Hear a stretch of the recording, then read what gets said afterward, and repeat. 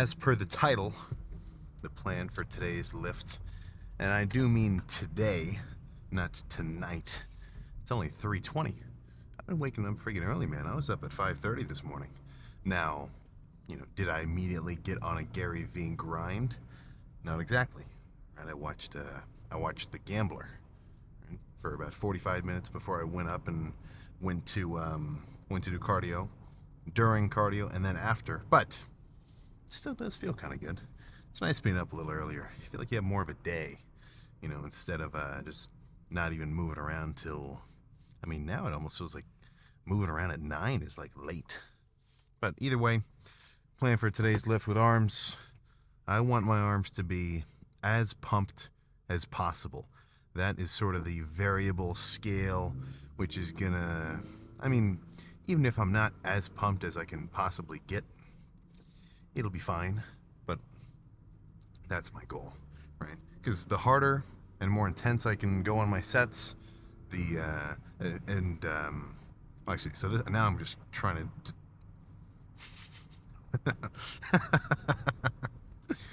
getting a little tongue-tied there.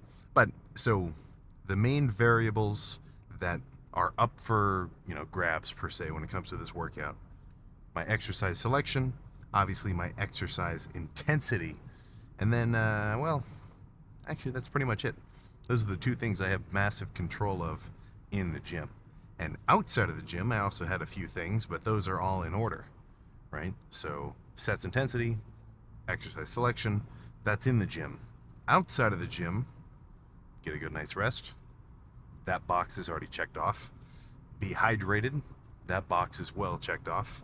With, I think I've already had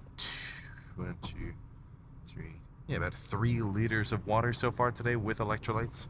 So, I'm kind of filled up, right? Like, I do not, if I had like a exertion-based headache, which I'd say 99 freaking % of the time with any lifter that gets something like that, it's gonna be a hydration issue. I would be astonished.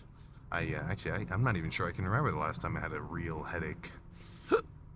And I think the maximizing or maybe even over indulging in your water intake is probably your best bet when it comes to that. But since the hydration's good, the sleep is good, I'm reasonably well fed. I've had about 80 grams of carbs so far today out of the 250 that I have for the rest of the day, which a little low, but it is only an arm day. It's not extremely taxing on my entire system, I think I'm ready. So all that's to say is the harder I can go on all my sets, the better. And it's probably just going to end up resulting in a better pump, a more productive lift, and a more fun lift. Because frankly, if I were to come into the gym and the pump were, let's just say somebody Thanos their fingers and said, the pump no longer exists, that would hit me. That would hit me pretty hard, frankly. Because it's kind of it's sort of something to build up to during the workout. And not even just like a visual thing. Like, not even like, okay, I'm going to be pumped at the end of the workout, I'm going to look a little bit bigger. Like, that's cool. Do not for 1 second think that I don't think that's cool on its own. But it's not just a visual kind of look side of things. Like, it really is a physical change. So while you're doing your sets, there's almost a little bit more of a just satisfaction in the reps. Like, it just kind of feels, it's imagine a really mushy, regular cheap keyboard, or if you're like a really die-hard keyboard fan or whatever, a nice tactile click. It's it just kind of feels better. And I feel kind of silly being like a pump salesman, trying to talk about it like that, because it almost seems so obvious. Like, yeah, I obviously want a freaking arm pump, but my plan, the movements that I'm going to execute in order to get that goal are a little bit up in the air. But I think triceps is probably going to start the same way it has for a little while.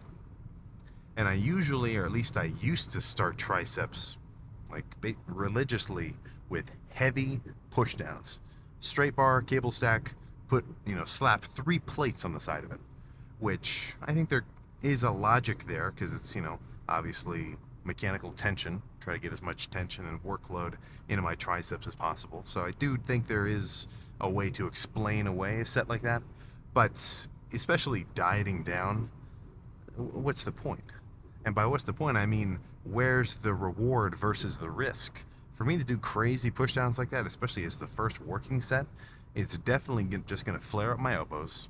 I'm not really going to have an awesome squeeze from it, and I'm gonna end up using my lats and my chest to kind of just push the weight anyway, because I'm going too heavy, you know?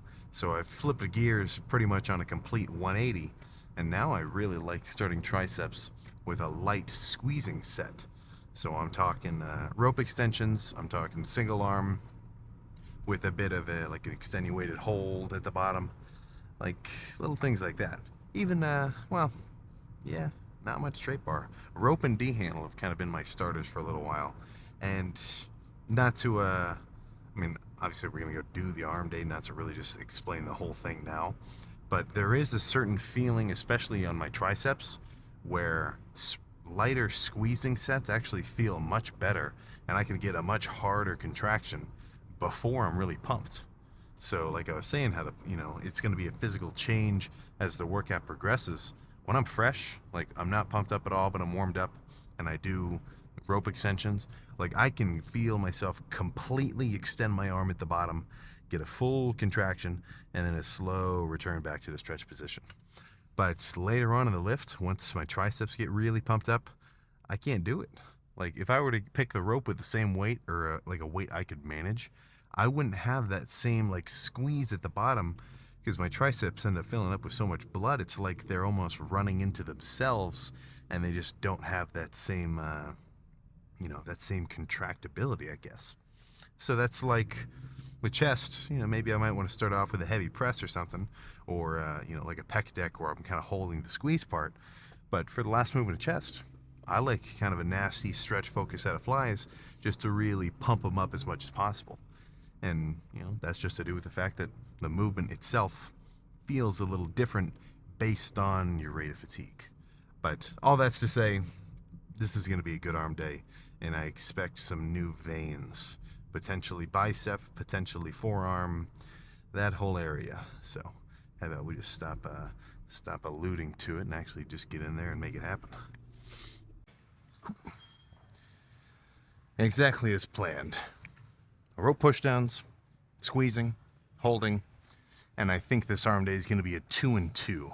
So 2 sets of a tricep movement, 2 of a bicep movement, back and forth until, well, completion. So let me just turn up this music and then get this going. I have the whole stack, only 82 pounds. Anymore, I probably wouldn't be able to squeeze as hard.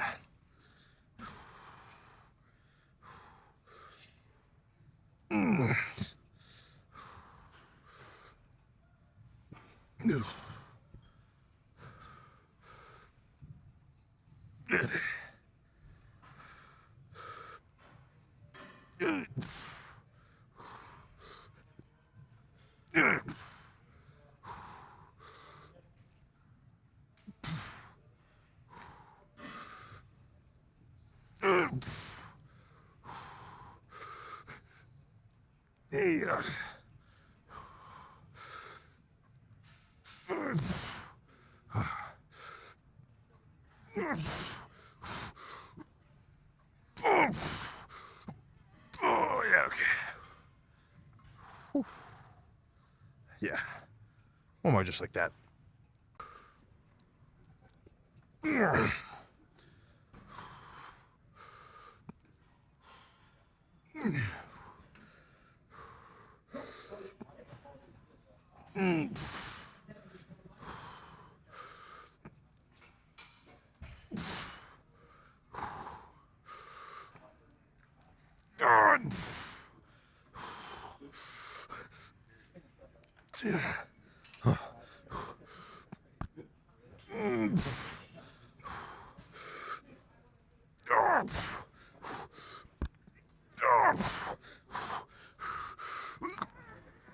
Okay. All right.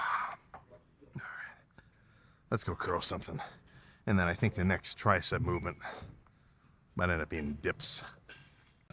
I like this setup with the curls. Makes it a little more isolated. Because if I do standing dumbbell curls, I feel like I'm balancing, I'm working my traps a little. Sitting into a seat like this, I like it. So this will be the first set. Same tempo as the rope earlier. With a different song though. Oh yeah, there we go. Oh.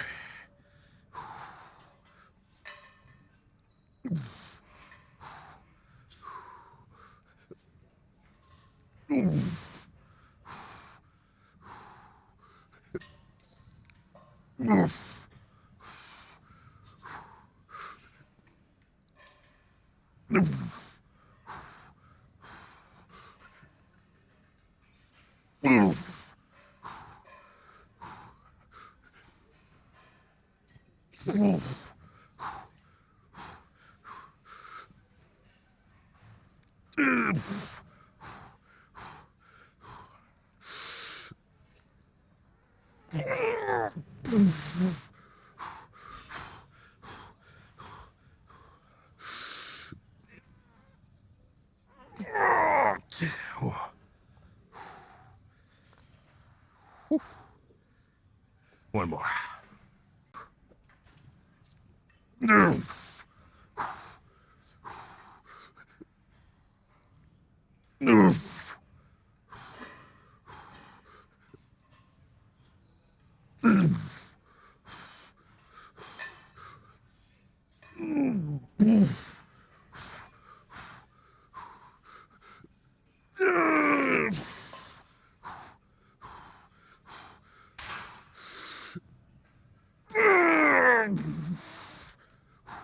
Okay. I gotta make that a rest pause.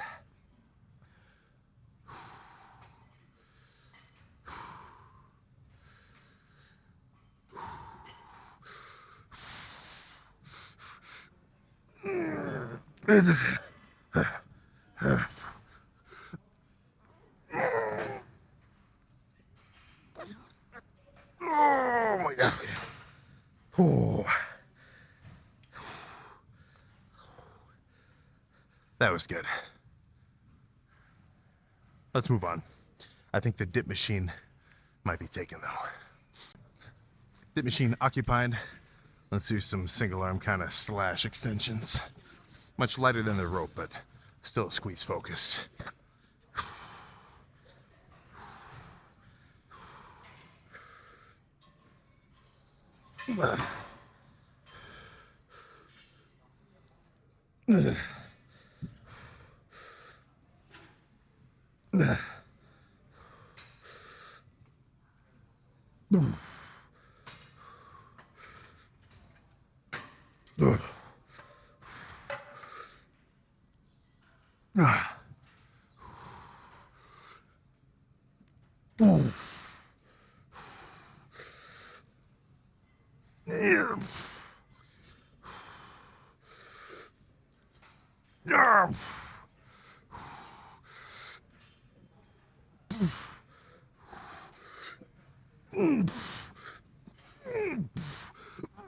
Okay. Ooh. One more.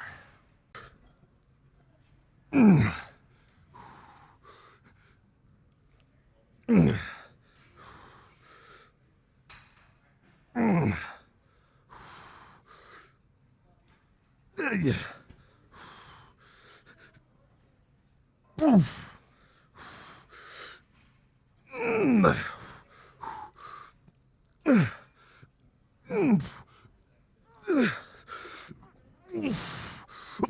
Okay. All right.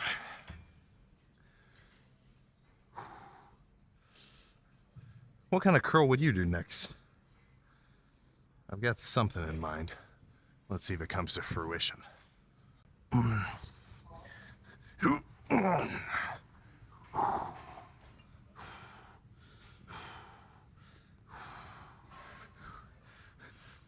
Yeah.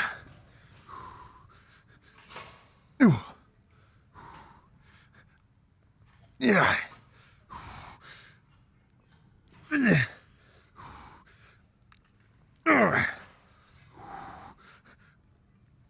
Oh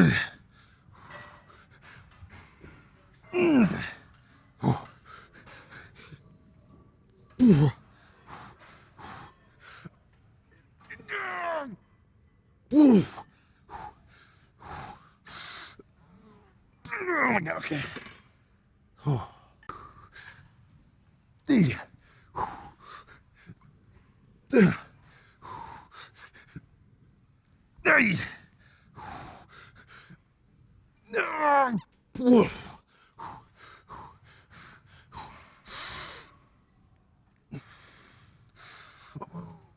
Oh my God, okay.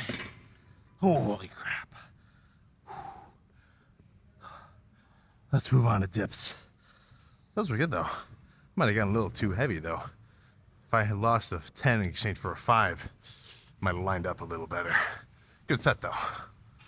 All right, so my whole shtick is trying to get as pumped as possible for this arm day. Rest periods are a little low. I'm kind of trying to maintain the momentum, which in a supersetting workout, actually a little bit easier because it's like, sure, I just finished a set of triceps maybe 45 seconds ago, or biceps however long ago, but I'm not about to work my biceps again doing tries. So all I need is enough time to catch my breath, because there's almost like 2 phases of a rest period. You gotta catch your breath, and then you have to feel whatever muscle you're hitting get recovered enough so you're not like extremely weak on your next set. But the catching your breath part, not that long. So if I was in a real rush, I would do push down, curl, no rest in between, and then just rest in between those chunks of 2 sets if you're a little more pinched for time. But I'll make this a heavy squeezing one. Still feeling more than enough tricep strength.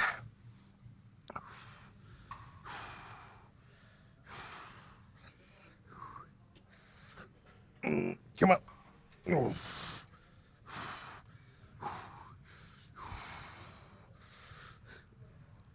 Yeah.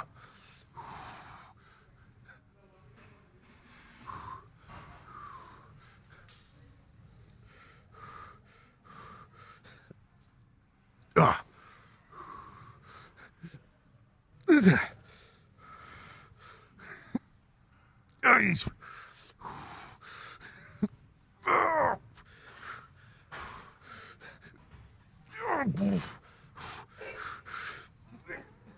Okay.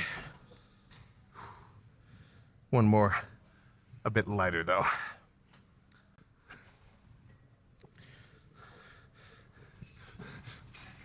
Yeah.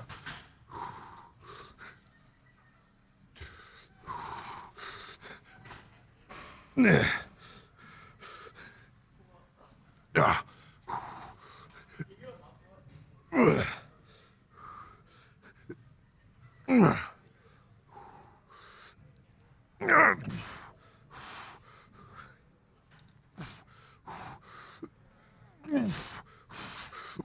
Okay. Okay. Time for some curls. And then I know how this arm day is gonna end, which I will find out in a few sets. Incline curls. A lot of stretch focused bicep movements today, which is good though. I gotta change it up.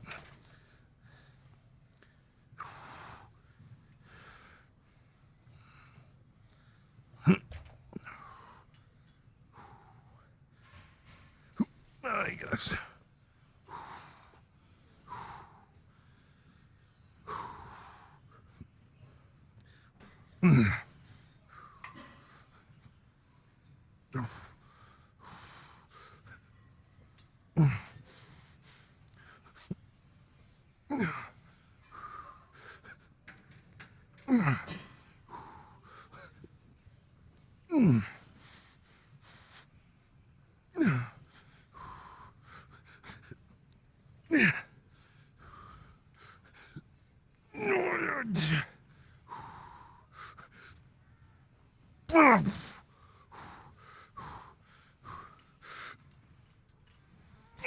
Oh my God, okay.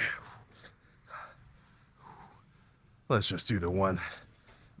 So I thought buys only needed one more set to kind of get the full brunt of them. So plan here, push downs with the rope, probably 10 or so reps immediately let go, reach down, pick up the easy bar or the easy bar cable attachment, curls, 10 reps. And these 10 reps will not be to failure. I'm not gonna fail at 10 reps, but I'm gonna keep spamming them until I'm just, totally burnt out. So I'll be quick enough, and then that'll be it. Find some mirror space and pose down. Try this first.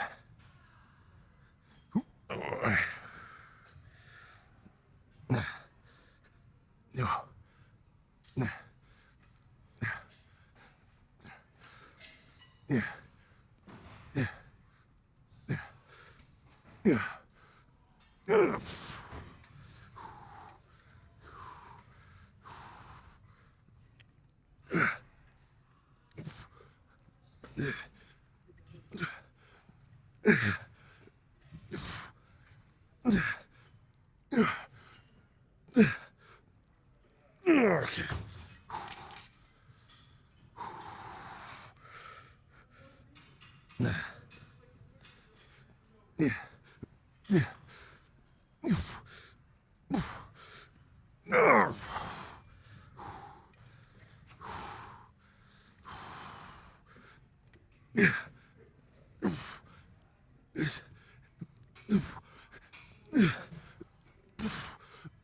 Oh my God.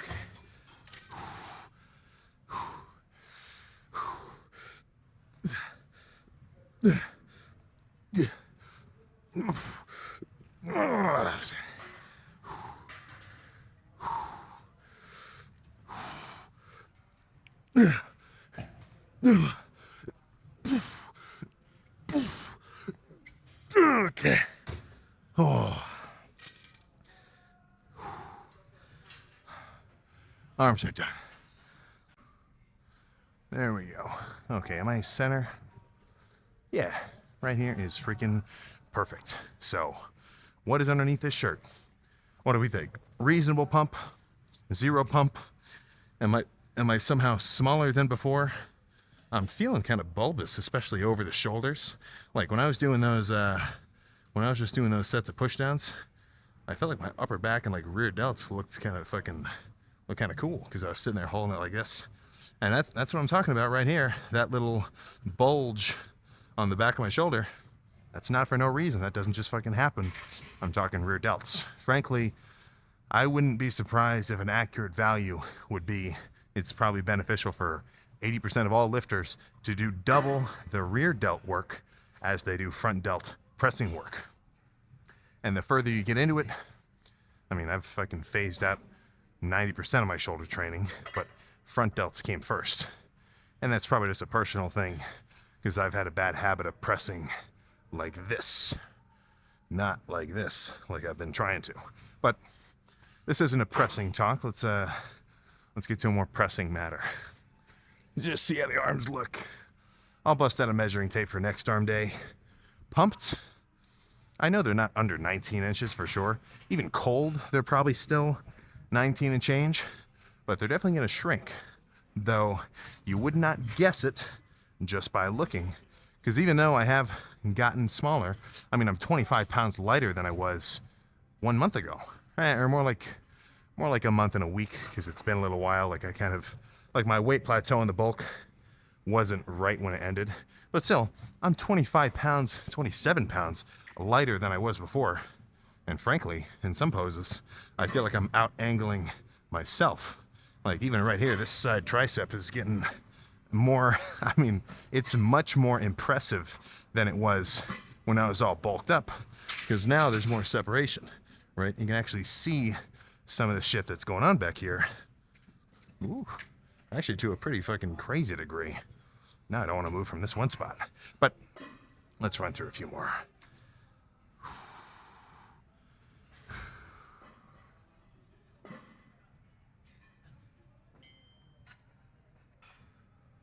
Cool.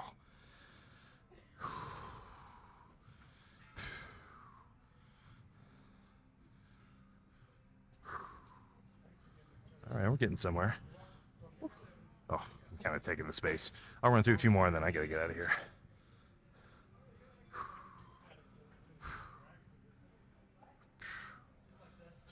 And then one more backwards.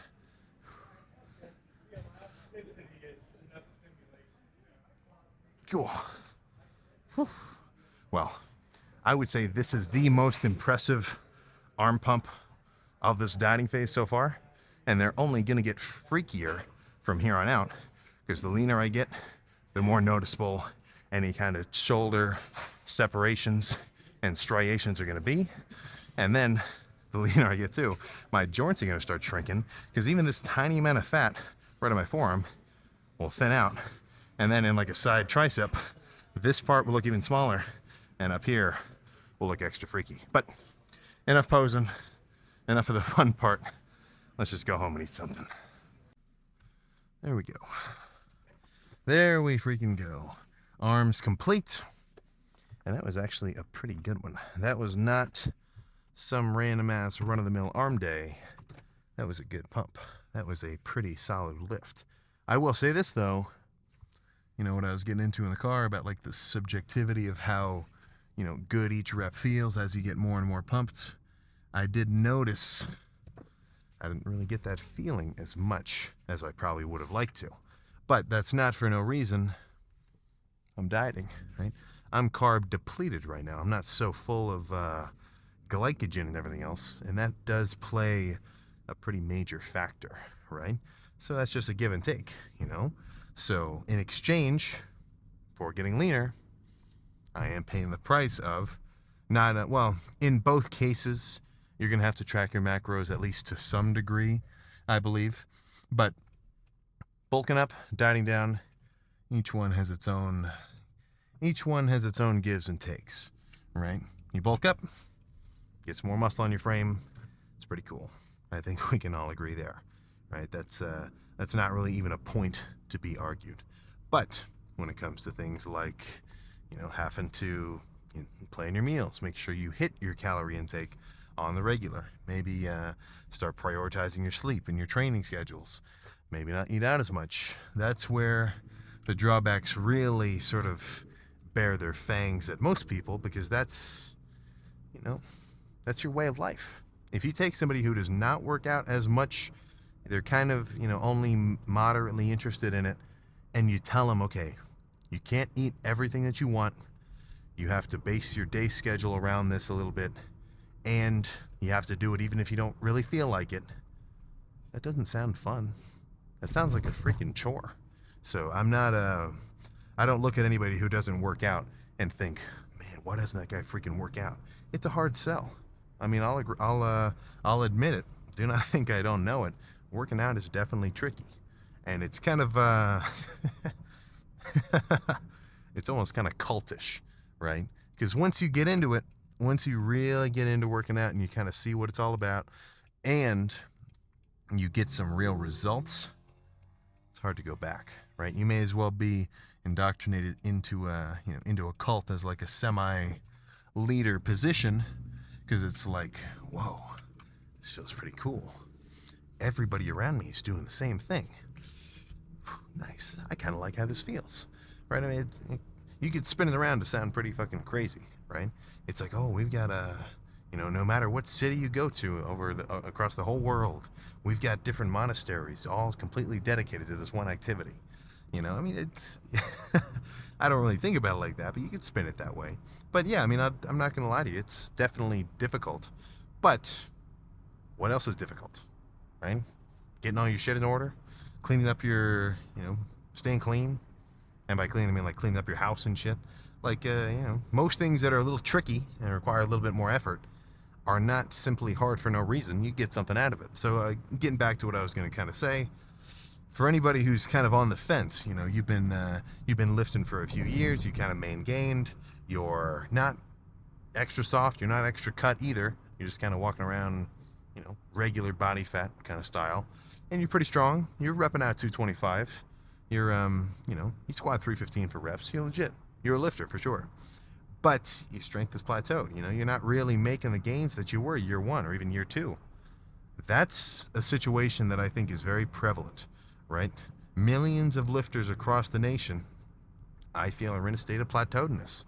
And it's not, it's not because they've reached their genetic limit.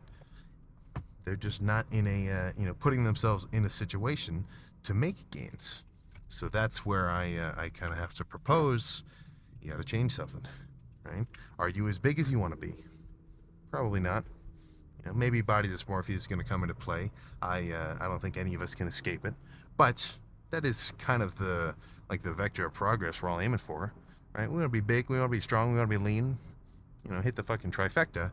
So, okay, maybe I'm not exactly as big as I want to be. Are you as lean as you want to be, at least for right now, or maybe the next couple months?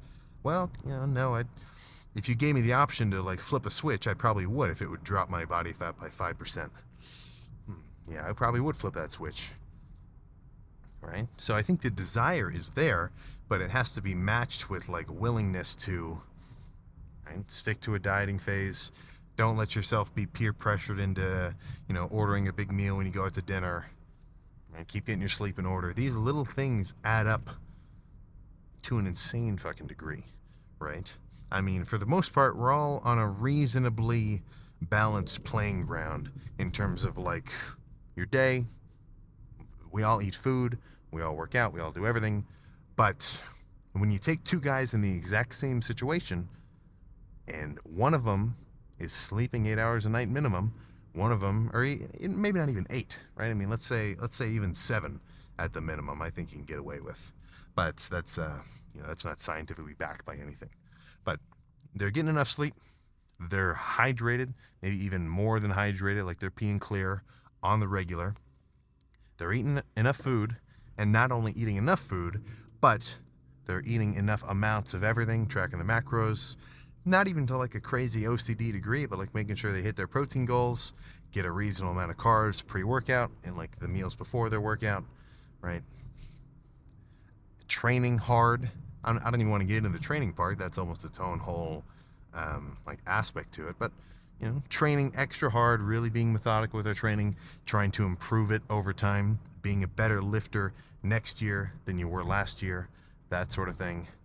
That guy is going to make insane gains, which honestly, he's probably going to separate himself from the guy who's hardly getting enough sleep, drinking most of his fluids from, you know, white monsters, maybe, you know, maybe the occasional C4, maybe the occasional Celsius, and, you know, like a Coke Zero, barely working on progressive overload, skipping lifts. The answer's right there, right? The proof's in the pudding, as it were. But I mean, that's obvious, you know. I don't mean to just try to state the obvious here, but it really is simple enough, you know. So look back at your own kind of routine, do a little self-audit. Have you been sleeping enough? Have you been drinking enough? Have you been eating your food, at least in a way that's reasonably cohesive to what your goals are? If not, and if you know you probably could, I think the answer is right there, you know? So in the case of somebody who's like on the fence between bulking up or cutting down, I mean, there's not one answer. There's not purely one correct answer, and if you do the other one, suddenly you're wrong. Whether you start bulking up for 3 months or you start cutting down for 3 months, if you do either one successfully, you're going to be in a better position later on than you were before. Now, the dieting side, usually I would probably recommend people start trying to bulk up a little bit more before they start a real dieting phase. And I don't think I'd recommend a dieting phase for anybody who's, or at least anybody at like a regular kind of body fat percentage, like 10, 15 or so. I probably wouldn't recommend you do a real cut for like at least 2 years of main gaining, because it's not going to do you any good. You know, there is a certain body recomp, which is possible when you're, what the fuck is that? I think somebody was jackhammering back there. But, so there is legit, you know, there is some proof in a body recomp as like a total newbie lifter. But if you've been working out for 2 years, hate to break it to you, you're not gonna build muscle and burn fat at the same time. You gotta pick one or the other, I believe. But what is damn, distracted myself with that construction. Recomp, bulking, cutting. Oh yeah, so you know, you got 2 choices here: bulk up or cut down. I've said this a few times before, so if this sounds a little repetitive, then, well, thanks for watching that other video a while ago. But usually you'd think, okay, I got two options. I can start bulking up, or I can start dieting down. I can lock into a winter bulk, or I can start that winter arc and come out diced. What do I do here? Right? The sneaky third option, which I think unfortunately most people take, is doing nothing. And that is worse than either of these two, because at least if you start bulking up or start cutting down, you're making changes. So that's why, I'm kind of repeating myself in the last car talk a little bit now, but that's why I really like being in a position where I can bulk up and cut down back and forth for at least a while. Once I reach a size I like once I say, okay, I'm big enough for a while, let's just stay here, then I'm not going to have a need to do any of these crazy bulks, right? But until then, I like knowing, okay, I'm in a dieting phase right now. I'm trying to lose body fat. I'm trying to reset my appetite. I'm trying to get leaner. Oh, good. So that in a few months, I'll be able to start another bulking phase, another muscle gaining phase, and not just consistently pack on more and more body fat, right? So that's kind of the opposite situation of, okay, I'm bulking up, I'm getting bigger, I'm getting stronger, I'm making tangible gains because I'm putting more, or at least I'm growing muscle. And then in a few months, I'll reach a point where I can't maintain that rate of growth and I'm plateaued. And then I say, okay, I've bulked as far as I could go. It's almost like you're trying to, you're climbing a mountain and you've only got so many supplies. Eventually you kind of run out. You got to trek back down, refuel. That's kind of me doing my dieting phase. Get rid of all the body fat, get my appetite back, and then prepare for another trek up the mountain of muscle. But for me, I really like that state because in either one, I know I'm on track for a specific goal. And, I know it's maybe a little bit, what's the word I'm thinking of here? It's a little bit ambiguous. It's like your goal is just to get bigger. For anybody who doesn't really work out, that sounds kind of silly, right? But I think the simpler the better. Kind of a one-track mind makes it kind of easier to get amped up, But now I'm really rambling. I think I really think I'm starting to feel the low carb intake, especially in these kind of talks. I feel like I've been kind of stuttering and forgetting my words a little bit more frequently than when I'm full of carbs, which would actually make sense. Your brain runs mainly on sugar. I'm talking, glucose and everything else. So if I only had 80 grams of carbs today, technically my brain is it running on less energy? Well, that's something to think about. But now I'm just, that's my shtick. So plan for tonight. I've got 3 pounds of ground beef, all in one packet that I cooked up. I got that sitting in a glass Tupperware. So I think I'll just keep scooping out from there. I'm kind of, I wouldn't say I'm meal prepping, but I just sort of have all the foods that I'm ready to eat ready. Like I've got the instant oats in the cupboard. I've got the ground beef cooked. I've got some canned chicken that I really like. It just makes it really easy to, pop a can, drain the water, throw it into a bowl with some mustard, some anything. Then you're good. 45 grams of protein. So simpler the better there. Not the most exciting, but I don't mind it. That might be one more benefit of having a few more treats than zero in a bulking phase, is I feel like I've kind of gotten my sweet tooth out of my system. Because even though I'm feeling kind of hungry from dieting, I'm not really getting a crazy itch for sweets. Which, freaking knock on wood here, that'll probably be later on down the line. But for now, I'm kind of just hungry for like a bowl of rice with some ground beef. Really, I think the bodybuilder mindset is really starting to kick in. But leg day tomorrow, which will be quad focused. Hamstrings will probably take a little bit of a back seat. Just get a couple sets of hamstring curls, probably maybe five or six. If I feel like I do 5 really good ones, that'll be it. Maybe more like 6. But quads will get some special treatment. I'm talking, I guess we'll just have to see tomorrow. Oh, yeah. But until then, make sure you at least just think about it. You know, if you've got a bulk or you've got a diet on your mind and you're feeling a little apprehensive, you don't know if you want to pull the trigger on one or the other, you know, just kind of go over it in your mind, and I'm sure the answer will come to you, right? Maybe do a, you know, think of anybody you like in the bodybuilding kind of fitness space and think, what would that guy do? What would that dude do? Or even just look up like a certain kind of transformation. Like that's kind of a perfect source of hype. You know, if somebody wanted to start a pretty solid like fat loss transformation, they'd probably watch a ton of videos from a guy who did that same thing they want to do. You know, fall down a YouTube rabbit hole, and before you know it, you're going to be a goddamn fitness expert, or at least you know, a social media fitness expert. But that's enough. Now I'm just rambling. So if you've gotten any now this is I don't usually ask you guys for too much stuff, but if you got any good movie recommendations, I'm trying to expand my arsenal. I feel terrible sitting on my phone scrolling Instagram. Like, I mean, not terrible, but like just a waste of time. You know, if I'm gonna sit and watch something, I'd rather watch something with some more value, like a movie or some kind of good show. And don't say Game of Thrones. That's on the list. I know about Game of Thrones. I know it's really good, but I have not started that yet. So that's my ask of the night. But good arm day, and only more to come, with more cuts, veins, striations, and everything in between. So I'll see you tomorrow for legs.